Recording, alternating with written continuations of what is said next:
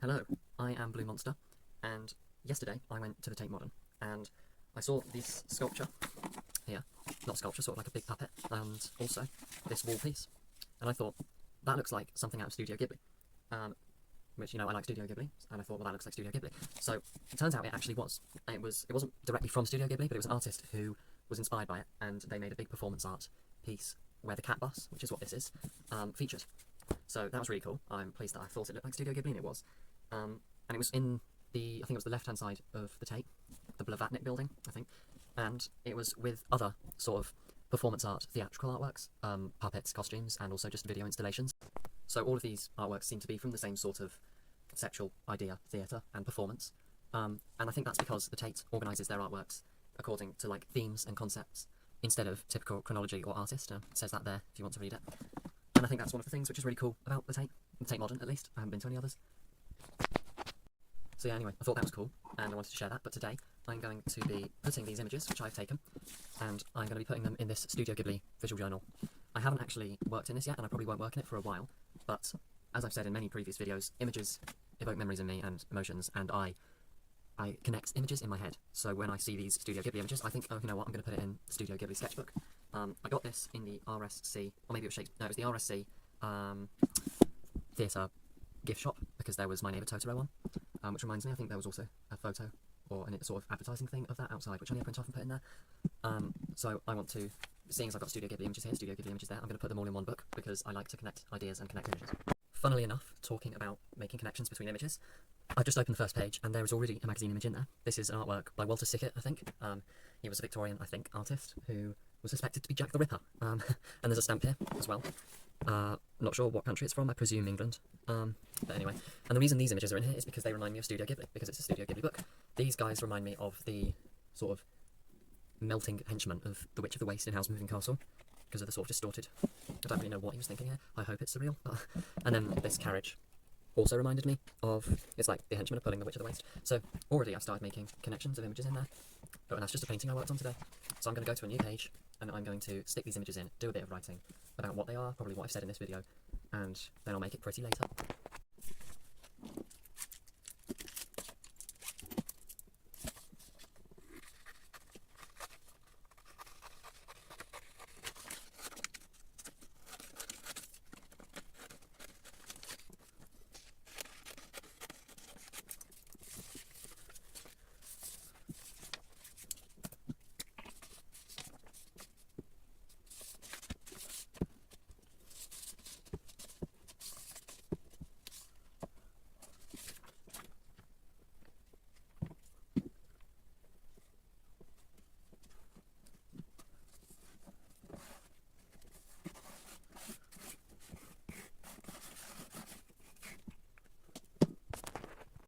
I've stuck that on rather wonkily there, and I don't think you can see it in the photo, but one thing that made me laugh when I was looking at this yesterday was that this is actually multiple big sheets of paper stuck together with sellotape, or at least the base is sellotape, like not even packaging tape, just sellotape, about that wide.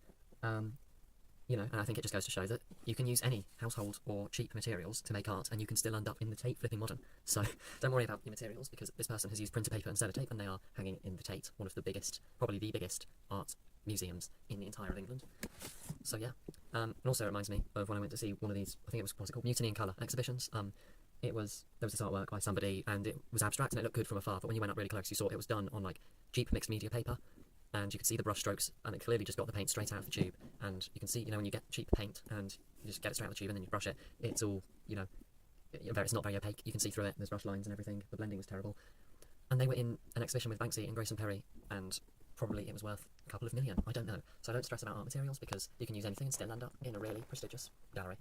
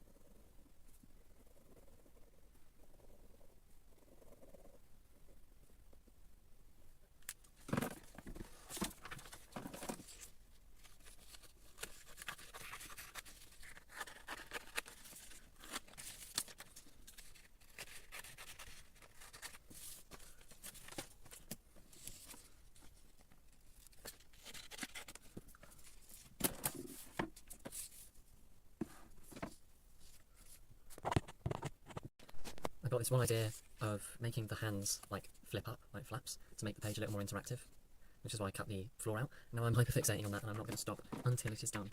So that probably means I'll have to get a piece of thick paper from somewhere, and I'll try and do it without having to go and get a cutting knife because I'm lazy. But we'll see. We will see.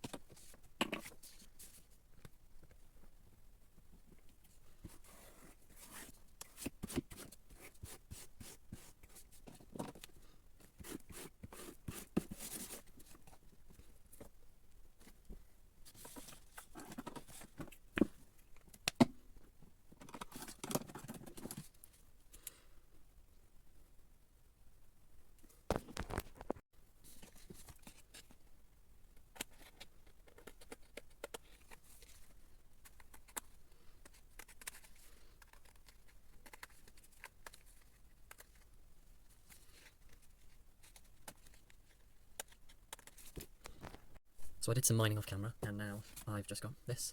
The idea is these claws lift up. I was going to do the rest, but I didn't feel like it, and probably just go over this in like the same paint colour or something, and it will hide just as well. So I'm going to pop those there now.